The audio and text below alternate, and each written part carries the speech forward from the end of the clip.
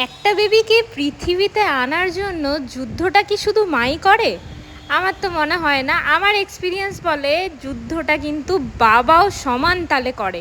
হ্যাঁ, বাবা হয়তো পেটের মধ্যে ধারণ করতে পারছে না, হয়তো শারীরিক কষ্টগুলো নিতে পারছে না, কিন্তু মানসিক চাপ সেটা কোথায় যাবে? বেবিকে পালন করার যে একটা ভবিষ্যৎ আসতে চলেছে তার চিন্তা কোথায় যাবে? তো বাবার সাথেই মাও চললো ইউএসজি করাতে। আমার সব থেকে প্রেগনেন্সির সব থেকে বেস্ট পার্ট হলো এই ইউএসজি করানো। শুধু ইউএসজি নয়, সেদিনকে ফাইনাল টেস্ট সব কিছুই ছিল। ব্লাড টেস্ট থেকে শুরু করে যা যা টেস্ট, গ্রোথ স্ক্যানের যা যা লাগে, আমি কিন্তু সেদিনকে গেছিলাম।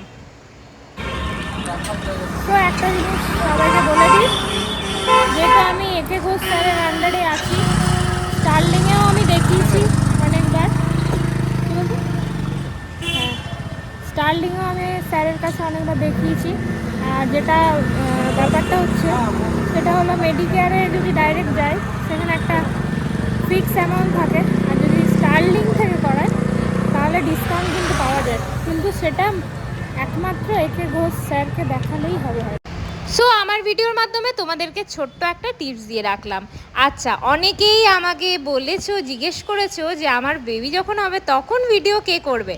তা তো জানি না বাবু, কারণ আমার বেবির বাবা ভীষণ নার্ভাস। আমি হচ্ছি ভীষণ কি বলবো, সাহসী একজন মহিলা।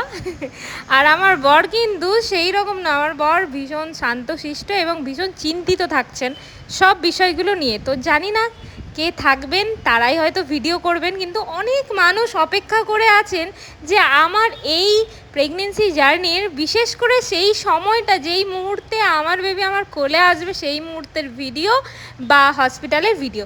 তো যাই হোক, দেখা যাক কি হয়। আমার সত্যি কথা আবারও বলছি, প্রেগনেন্সির সব থেকে বেস্ট পার্ট হলো ইউএসজি করানো, কারণ ইউএসজিতে একমাত্র এই একটা দিনই আমি আমার বেবির ফেস দেখতে পাই, বেবির মুভমেন্টটা ভালো করে দেখতে পাই, এবং পুরো জিনিসটা ভিজুয়ালি কিভাবে ফিল করা যায় সেইটা দেখতে পাই। তো আমার মতন কোন কোন মাদের এই প্রেগনেন্সির এই বেস্ট পার্টটা ভালো লাগে অবশ্যই কমেন্টে জানাবেন। যেহেতু আসানসোল গেছিলাম হসপিটাল ব্যাগ গোছানোর জন্য, নিজের যে জিনিসগুলো ন্যূনতম দরকার সেগুলো কিনে নিচ্ছিলাম। আর খিদে তো সহ্য হচ্ছে না, মিনিটে মিনিটে খিদে পাচ্ছে।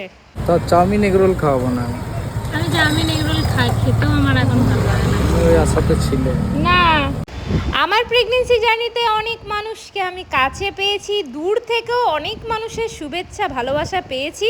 ভগবানের আশীর্বাদ নিয়ে চলছি, মনে জোর একদম হাই রেখেছি। আর কিছুদিনের অপেক্ষা, সবাই ভালোবাসা দেবেন, আশীর্বাদ করবেন যেন আমার এই পথটা খুব সুন্দর এবং সহজ হয়ে ওঠে। দেখা হচ্ছে অন্য কোনো ভিডিওতে। একদম টোটালি যারা আমার অপেক্ষা করে আছেন খবরের জন্য, তাদেরকে কিন্তু খবর দেওয়াটা আমার কিন্তু দায়িত্ব, সেটা বরকে বলে রেখেছি। আচ্ছা, টাইলস আর এই জিনিসগুলোর ভিডিও কেন করছি সেটা অন্য কোনো ব্লগে একদিন বলবো সবাইকে। ততক্ষণ সবাই ভালো থাকবেন, সুস্থ থাকবেন, দেখা হচ্ছে।